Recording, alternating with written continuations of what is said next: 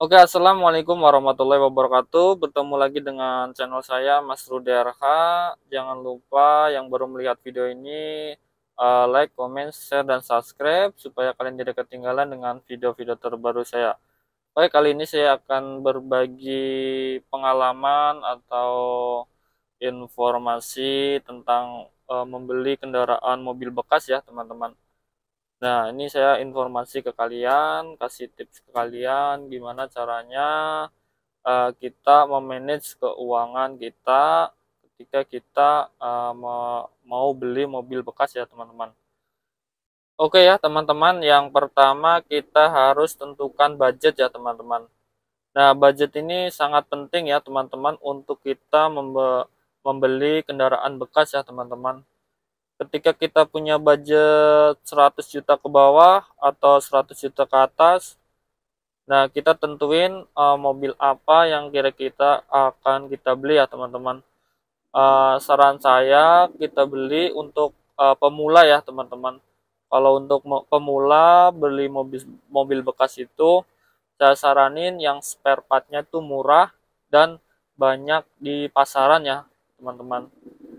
Itu saran saya ya, pertama ya, teman-teman, untuk pemula.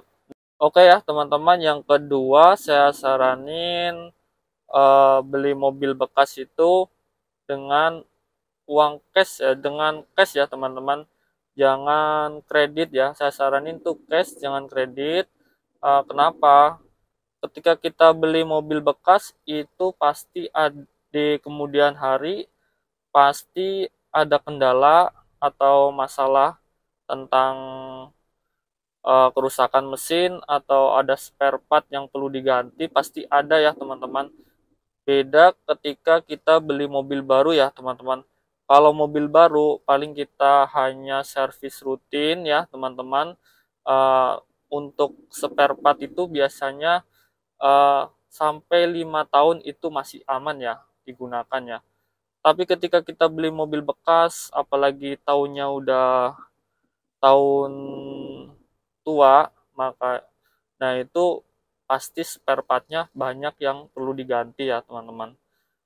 Jadi kita pikirkan uh, nantinya setelah kita beli mobil ya, teman-teman. Jangan kita cuma memikirkan harga mobilnya murah atau seperti apa. Jangan seperti itu ya, teman-teman.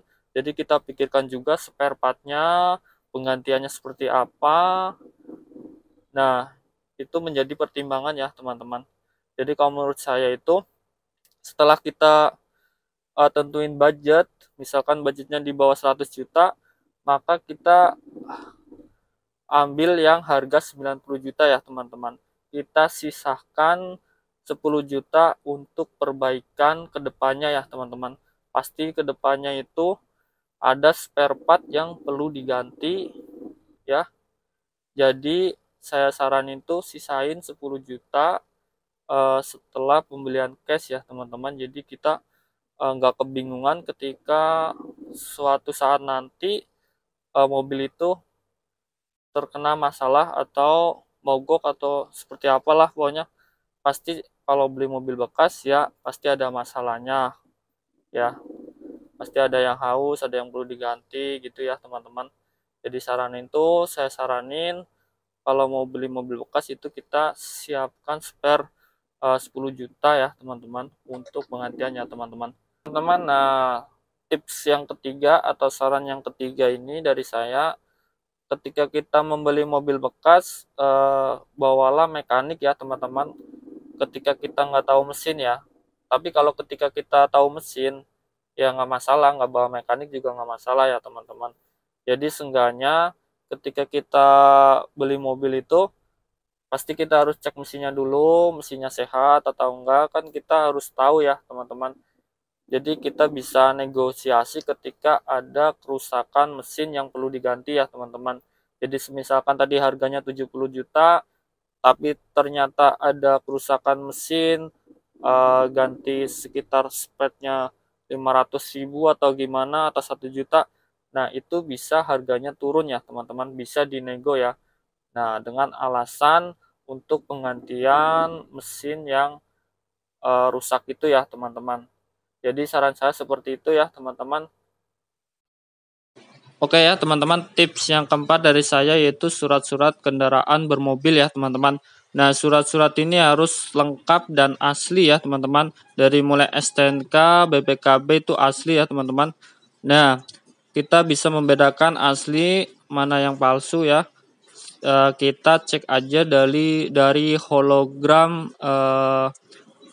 Kalau yang asli itu hologramnya itu menonjol ya teman-teman, bisa diraba di situ ya teman-teman. Dari mulai STNK itu ada hologramnya juga, terus BPKB juga ada hologram ya teman-teman. Nah, itu bisa dicek ya teman-teman di situ. Nah, situ kalau asli itu dia lebih menonjol ya, tidak seperti print-printan ya teman-teman. Nah, di situ ya teman-teman, karena surat-surat ini sangat vital ya teman-teman. Oke ya teman-teman, semoga saran dan tips dari saya bermanfaat untuk kalian ya teman-teman. Pokoknya yang pertama itu kita harus beli mobil dengan cash ya, diusahakan cash ya, jangan kredit. Terus yang kedua, kita spare budget 10 juta setelah pembelian mobil itu ya teman-teman, untuk perbaikan. Terus yang ketiga, ketika kita mau beli mobil disarankan tahu mesin, kalau enggak kita bawa mekanik ya teman-teman. Oke, tips dari saya seperti itu ya teman-teman. Semoga bermanfaat. Terima kasih. Wassalamualaikum warahmatullahi wabarakatuh.